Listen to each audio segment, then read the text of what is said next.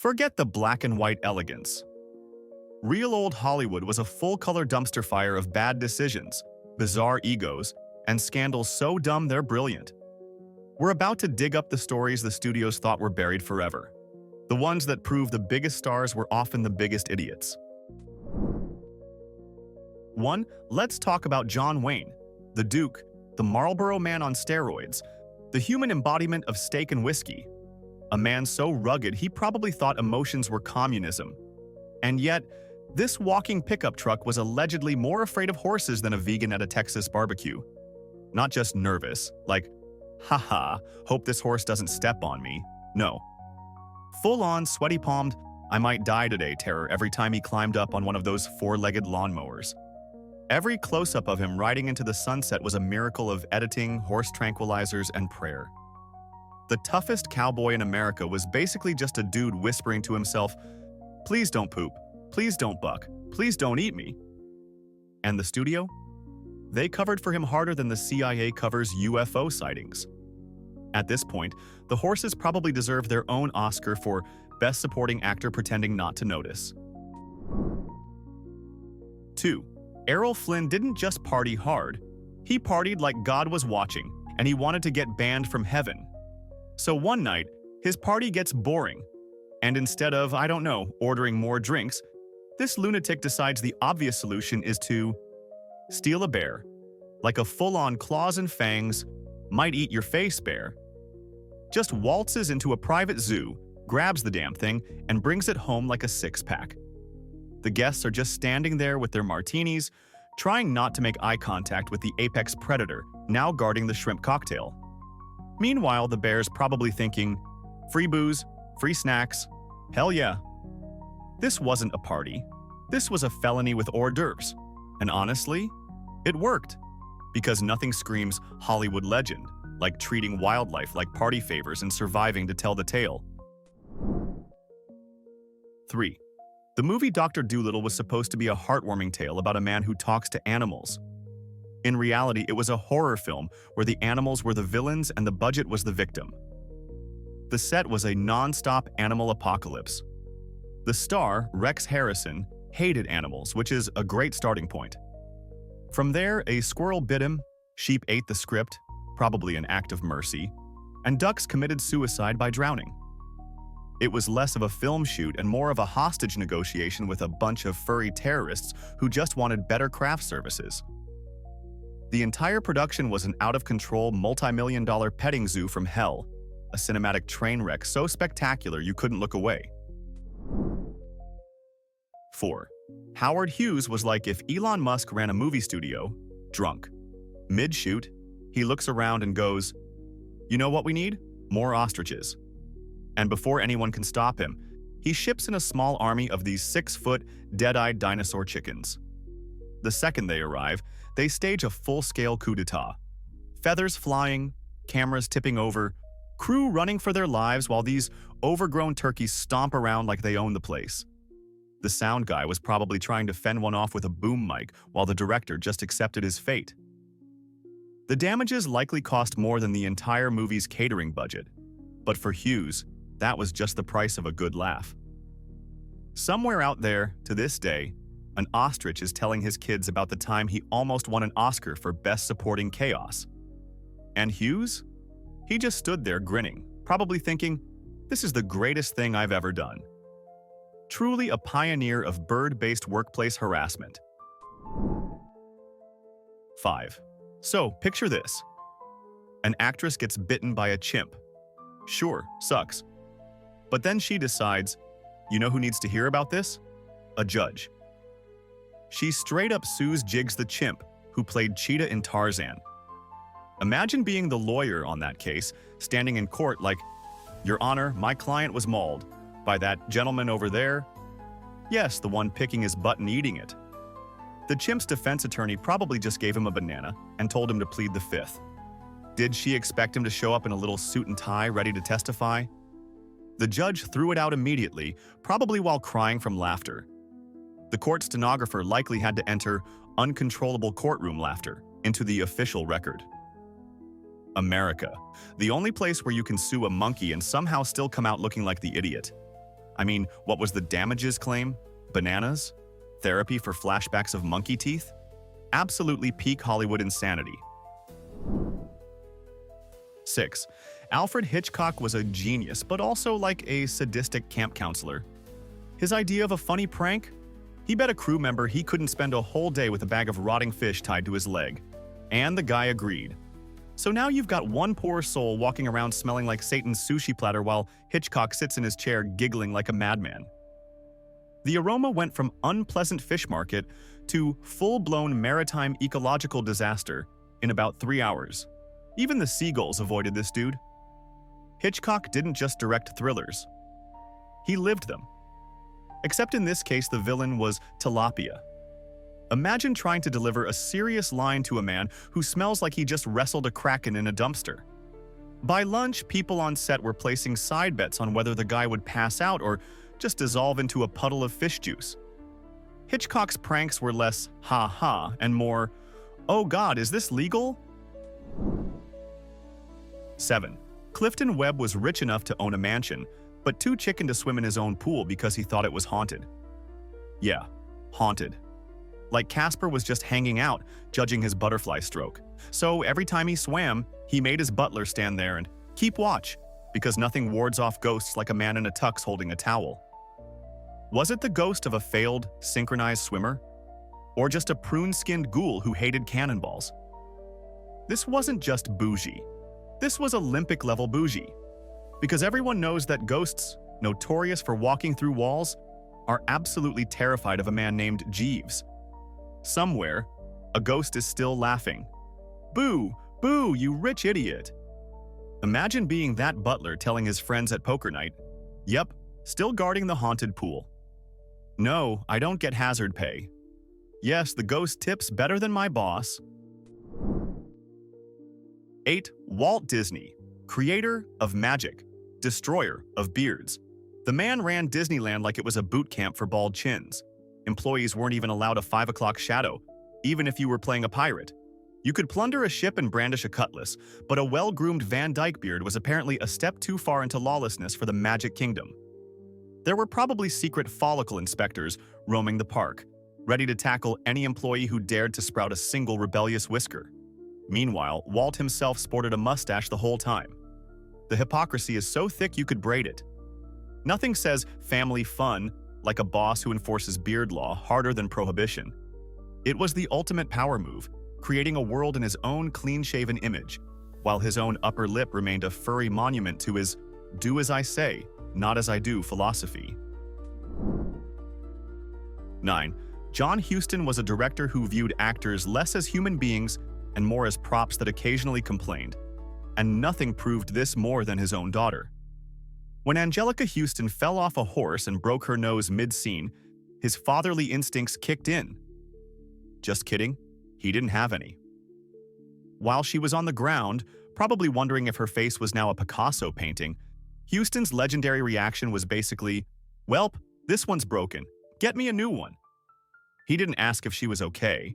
He asked for a new actress with all the emotional depth of a guy returning a faulty toaster. It's like when your Xbox controller dies and you just grab the spare without a second thought. The crew just stood there, speechless, watching a man fire his own bleeding daughter. This wasn't filmmaking. This was natural selection with a budget, and Angelica just got voted off the island. 10. Then you have Sam Goldwyn, a producer whose brain was basically a dial-up modem trying to connect to reality in a 5G world. The man was famous for his Goldwynisms, phrases so stupid they were almost profound. His masterpiece, demanding that the crew get rid of trees in a shot because, and I quote, "they look too fake." Let that sink in. He looked at actual, God-given, living trees and thought they weren't realistic enough for his movie. He had beef with photosynthesis itself. You can just picture a crew of burly lumberjacks standing there, chainsaws in hand, utterly baffled. So you want us to cut down the real trees to make it look more real? What did he want instead?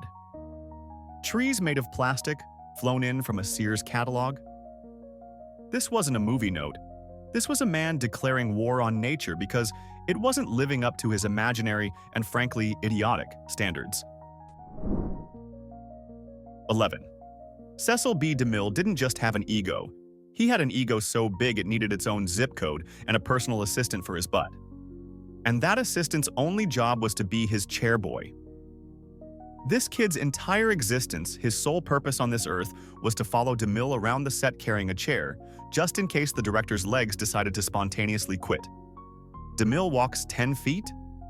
The chairboy follows, like a loyal puppy with furniture. DeMille stops to yell at someone. The chair is immediately placed under his royal posterior. This isn't just lazy.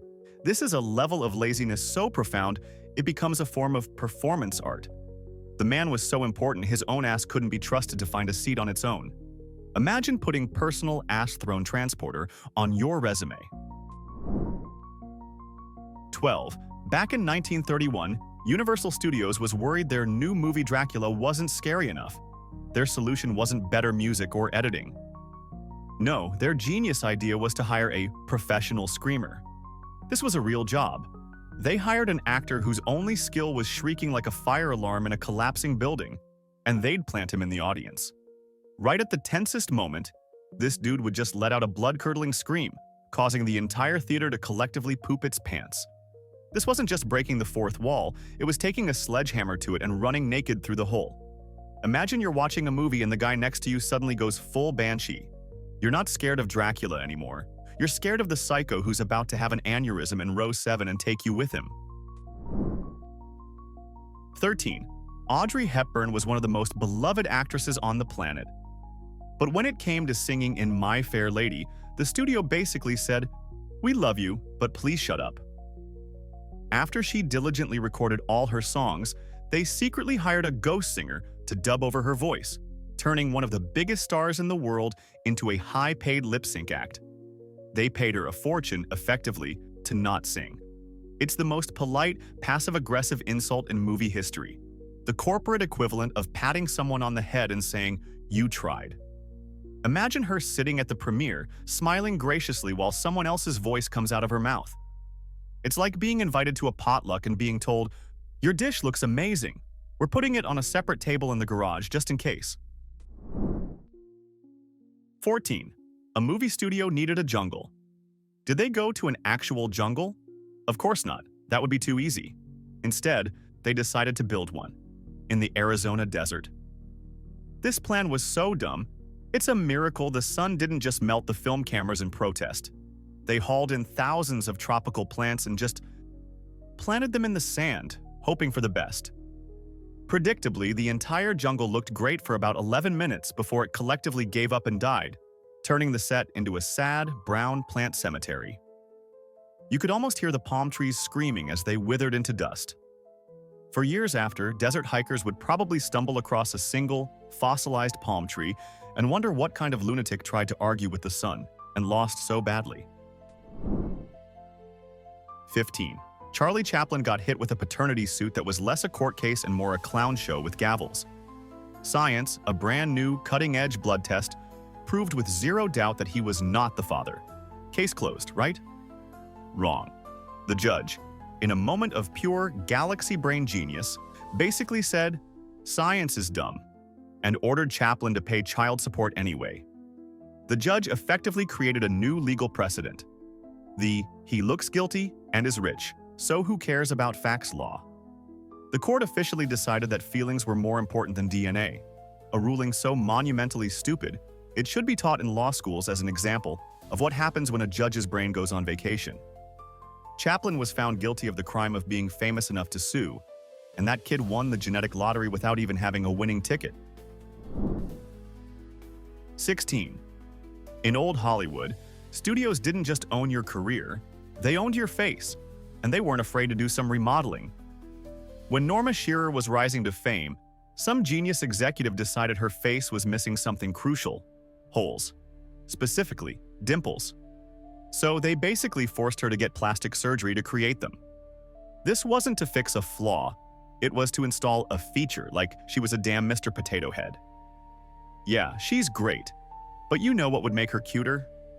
If we just punched some dents in her cheeks.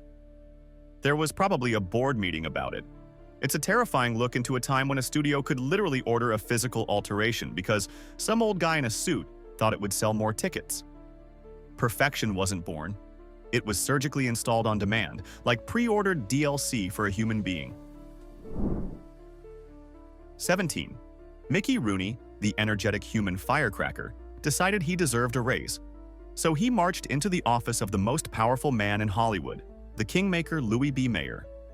Instead of negotiating like a normal human, Mayer, the head of MGM, deployed the ultimate corporate power move. He started crying, not just a single tear. We're talking full-on, heaving sobs, a Niagara Falls of manipulative tears. He wailed about how he loved Mickey like a son and how hurt he was that Mickey would only think of money. It was a level of emotional blackmail so audacious it should have won an award. Rooney, a young actor, was probably just sitting there, completely bewildered, watching a millionaire studio mogul have a toddler-level meltdown to avoid paying him a few extra bucks. It's the only business negotiation in history that could have been stopped with a lollipop and a nap. 18. The censors in old Hollywood were terrified of two things: communism and the fact that married people sometimes sleep in the same bed. On the show I Love Lucy, Lucille Ball and her actual real-life husband, Desi Arnaz, were forced to sleep in separate twin beds, like they were at a 1950s summer camp. The implication was that they were just roommates who happened to be married. But the absurdity reached its peak when Lucy got pregnant in real life. The censors went into a full-blown panic and banned the word pregnant from the show. They were fine showing her with a giant baby bump, but saying the word that describes how it got there? Pure filth. She was just expecting, or as the network probably preferred, having a severe 9-month case of the storks. The logic was absolutely baffling. 19. The Haze Code wasn't just a rulebook, it was a manifesto written by a committee of the most terrified, pearl-clutching prudes on planet Earth. This document declared war on reality itself. It banned everything from showing a toilet on screen, because apparently American audiences would forget how plumbing works, to kisses lasting longer than 3 seconds. The result was a bizarre cinematic universe where gangsters talked like polite accountants, and married couples had less physical contact than two strangers in an elevator. Every movie felt like it was made to be shown in a church basement. The code was so restrictive, it's a miracle anyone in these films was ever born at all. It was Hollywood's attempt to child-proof the entire country, and the results were hilariously sterile. 20. To enforce the insane rules of the Haze Code, studios employed morality police on every set. These weren't cops. They were professional buzzkills. Imagine a sad-looking man in a rumpled suit, hiding in the shadows of a love scene with a stopwatch, ready to scream, "Cut!" That was 3.2 seconds of lip contact. Anarchy is upon us. Their job was literally to measure passion and make sure it stayed within sterile, pre-approved limits. They had rulers to check the length of a dress slit and the depth of a neckline. It was the least sexy job in the history of sexy jobs. They were the human embodiment of a cold shower, hired to make sure that nothing remotely resembling genuine human fun ever accidentally made it to the screen. 21. The Haze Code was so paranoid, it banned filmmakers from showing the details of how crimes were committed, just in case some guy in Ohio was taking notes. This led to the single dumbest trope in heist movie history, the magic safe cracking scene. A suave jewel thief would walk up to a massive bank vault, put his ear to it, and look thoughtful. Cut to the next shot, and the giant steel door is wide open. How did he do it? Did he sweet-talk the lock? Did he use a secret magic word? We never knew because the censors believed that showing someone turn a dial would instantly transform every moviegoer into a master criminal. It was a paranoid fantasy that turned every crime thriller into a G-rated magic show where the greatest mystery was how the plot was even happening. 22. Only in the height of Cold War paranoia could the FBI look at It's a Wonderful Life, the most heartwarming Christmas movie ever made, and see a sinister communist plot. Yes, the Federal Bureau of Investigation launched an official inquiry, suspecting that the film's message of community and its criticism of a greedy banker was actually secret propaganda from Moscow. You can just picture two grim-faced agents watching the movie, taking furious notes.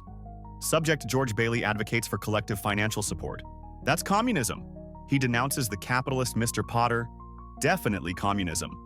They were one step away from accusing Santa Claus of being a KGB operative. It is the absolute pinnacle of bureaucratic stupidity.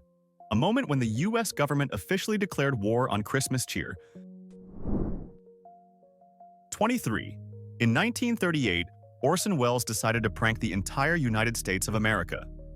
His radio broadcast of the War of the Worlds was so terrifyingly realistic that it caused a nationwide panic, with thousands of people genuinely believing that Martians had landed in New Jersey and were vaporizing the population.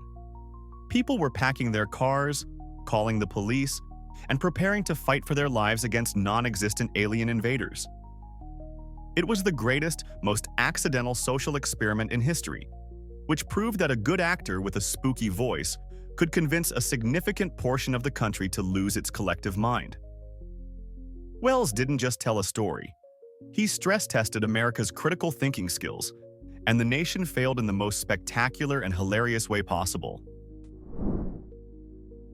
24. In the golden age of PR stunts, nothing tops the time 20th Century Fox insured Betty Grable's legs for $1 million. This wasn't a secret. It was the whole point. They treated her legs like they were the Mona Lisa, a national treasure that needed to be protected at all costs. You have to imagine the bizarre conversation with the insurance agents at Lloyd's of London. Yes, a policy for 2 legs. No, not the whole person, just from the hip down. What did the policy even cover? A pulled hamstring? A sudden catastrophic outbreak of cellulite? It was a marketing move so gloriously absurd that it worked perfectly. It cemented her legs as legendary, all because a studio decided to put a price tag on them, turning a pair of limbs into $1 million spectacle. 25. Today, if a star gains a pound, their publicist issues a heartfelt statement. In old Hollywood, Lupe Velis's contract had a clause that basically turned her into a prize hog at the county fair. The studio forced her to do public weigh-ins. They'd drag a giant scale into a room full of reporters and make her get on it. It was a bizarre humiliation ritual designed to remind her, and the world, that the studio owned her ass, literally. Her weight was treated like a publicly traded stock, and every ounce gained was a catastrophic market crash for a bunch of old dudes in suits. Can you imagine your boss going, "Johnson, that quarterly report is late, and you look like you've been hitting the donuts. Step on the shame scale." It was a level of corporate ownership so extreme they probably tried to barcode her forehead. 26. Loretta Young and Clark Gable had a secret baby, and their cover-up plan was cooked up by someone whose primary problem-solving skill was hitting things with a rock. Young vanished, then reappeared to adopt a baby. The only problem? The baby looked more like Clark Gable than Clark Gable did. It was like she gave birth to a tiny bald clone of him, complete with the famous Gable ears, which could probably pick up radio signals from space. All of Hollywood knew. They just played along, smiling and nodding, while probably texting each other. "OMG, did you see Gable's new adopted kid? It's him with a diaper." They went through all the trouble of faking an adoption when they could have just put a sign on the baby's crib that said, "Property of Clark Gable, please return if found." 27. Marlon Brando was a genius actor who considered memorizing lines to be a task for lesser mortals, like paying taxes or using turn signals. The man straight up refused to learn his scripts. Instead, he pioneered a method of pure, unadulterated laziness. He'd have his lines written on cue cards and hidden all over the set, taped to lamps, on the backs of other actors, probably on the forehead of a sleeping crew member. Imagine trying to have a dramatic, soul-bearing scene with a guy who's not looking into your eyes but is squinting at a note taped to your co-star's chest. His co-stars weren't just actors, they were walking, talking teleprompters. It's the ultimate flex. Being so legendary that you can literally read your job description while doing it and still get an Oscar nomination for your intense performance. 28. Clark Gable, the king of Hollywood, fancied himself a great hunter. Then he went on a hunting trip and accidentally shot a cow.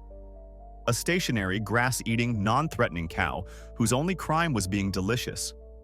Instead of doing the normal human thing, walking over to the farmer and saying, "Oops, my bad, here's a pile of cash," he freaked out and called the studio lawyers. Suddenly, this wasn't about a dead cow anymore. It was Bovenmageddon, a full-blown PR crisis. The farmer probably thought he was being pranked by aliens when a fleet of black cars rolled up to discuss the wrongful death of his dairy cow. He just wanted $50 for Bessie, but instead, he got a taste of Hollywood's let's overcomplicate everything machine at full throttle. 29. Most rich guys buy a Ferrari. Leo Carrillo, a character actor, decided he wanted to buy a country. According to Hollywood lore, this madman got so rich from real estate that he tried to buy a giant slice of Baja California from Mexico to start his own nation. Leolandia, probably. This wasn't just a drunken boast. He allegedly put in a serious offer. Can you imagine the sheer magnificent balls it takes to walk up to a sovereign nation and ask, "So, how much for that bid on the end? I've got cash." His first royal decree would have probably been to make siestas mandatory and to put his own face on the money. The Mexican government's response was likely a combination of stunned silence and uncontrollable laughter before politely telling him to get lost. 30. Rudolph Valentino, the guy who made women faint just by looking at the camera, bought a ring that was apparently cursed by Satan himself. The shopkeeper warned him, "This thing is bad news," but Valentino probably just thought it was a cool sales tactic. Wrong. After he bought it, his career went down the toilet, and he died at 31. The ring then got passed around like a cursed party favor, bringing misery and death to its new owners. That ring had a higher body count than most mob bosses and a better backstory than half the scripts in Hollywood. In a town powered by gossip and bad vibes, a killer ring was way more believable than bad luck. It was the ultimate accessory for the tragically doomed, the hot topic jewelry of the 1920s. 31. Barbara Streisand doesn't just have a good side. She has a side so powerful it dictates the laws of physics on her movie sets. For decades, her contracts have allegedly stipulated that she must, under almost all circumstances, be filmed from her good left side. The right side of her face is apparently like the Ark of the Covenant. If you look at it, your camera will melt and your soul will leave your body. This created logistical nightmares for everyone. Directors, cameramen, and other actors had to perform a complicated ballet of movement just to avoid accidentally capturing the forbidden profile. It's a level of diva control so absolute, she probably made the sun sign in NDA. Her co-stars weren't acting. They were orbiting a celestial body, praying they didn't accidentally drift into the dark side of the Babs. 32. Ah yes, the most pathetic duel in Hollywood history. Two dudes you've never heard of, drunk as a frat house on homecoming, decided to fight over a woman, with pistols, at dawn. Problem is, they were still so wasted they could barely stand. They stagger into the field, aim at each other, and fire. The bullets went so wide they could have taken down a weather balloon in the next county. At one point, a squirrel allegedly filed a restraining order just to be safe. It wasn't so much a duel, as it was two toddlers LARPing Call of Duty with real ammo. Nobody died, but dignity? Yeah, that didn't make it. Witnesses said it looked less like a shootout and more like two dads trying to fix a grill while blackout drunk. America, folks, where even duels are box office flops. 33. Mike Todd was a producer who operated on the principle that too much was never enough. For a movie premiere in a desert town, he had a rational fear. What if it rains? His solution wasn't to check the weather forecast. It was to hire a rainmaker. Not a guy with a weather app, but a dude who claimed he could literally command the clouds. Todd paid this charlatan a fat stack of cash to not make it rain. You just know this rainmaker spent the entire day sitting in an air-conditioned trailer, drinking martinis, and occasionally shaking a stick at the sky for show. It is the most brilliantly stupid use of money in Hollywood history. He was literally paying a guy for a service that the desert was already providing for free, 24/7. And that, folks, is old Hollywood. A world built by control freaks, run by lunatics, and somehow celebrated as the Golden Age. But here's what I really want to know. Who was worse? The studio bosses pulling the strings like sadistic puppet masters, or the spoiled stars breaking every rule like the world was their personal playground? Sound off in the comments and convince me which side of this circus was the true villain. And if you enjoyed watching Hollywood's dirty laundry get aired out like this, hit that like button and subscribe. Because trust me, the next stories get even dumber.